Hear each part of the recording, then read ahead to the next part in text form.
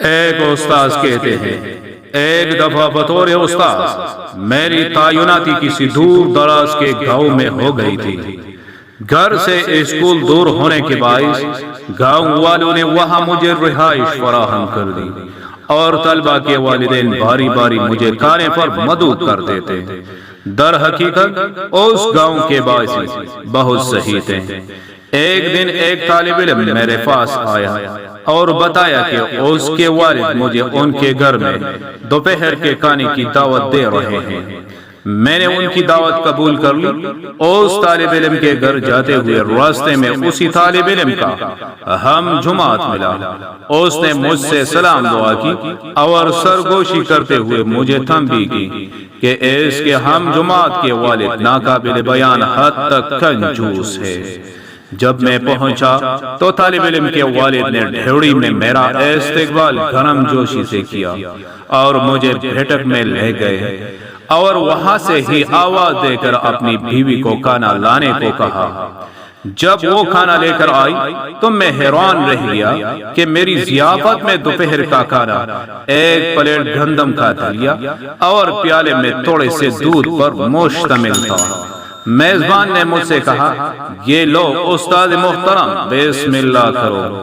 مجھے دلیا پسند نہیں ہے اور میں اسے بالکل نہیں کھاتا ہوں، لیکن مجھے بطور مہمان اس آدمی کے خلوص سے شرم آئی، اس لیے میں نے چمچ پکڑا اور دودھ کے ساتھ دلیا کھانے لگا۔ تھوڑی دیر بعد اس شخص کی بیوی نے دروازہ کھٹکھٹایا اور اپنے شوہر سے کہا، کیا میں مرغی لے آؤں؟ اس نے جواب دیا، نہیں، ہم ابھی دلیا کھا رہے ہیں۔ مجھے بہت بھوک لگی تھی تو میں نے اس سے کہا، مہربانی کرو اور ایسے مرغی لانے دو۔ اس نے مجھے سخت نظروں سے دیکھا اور کہنے لگا، میزبانی کے کچھ آداب ہوتے ہیں۔ تھوڑی دیر بعد اس کی بیوی نے دوبارہ دروازہ کھٹکھٹایا اور کہا، کیا میں مرغی لے آؤں؟ اس نے پھر کہا، تم تھوڑا صبر نہیں کرتی؟ اس امید پر کہ مرغی لائی جائے گی تو کچھ اچھا کھانا نصیب میں ہو جائے گا۔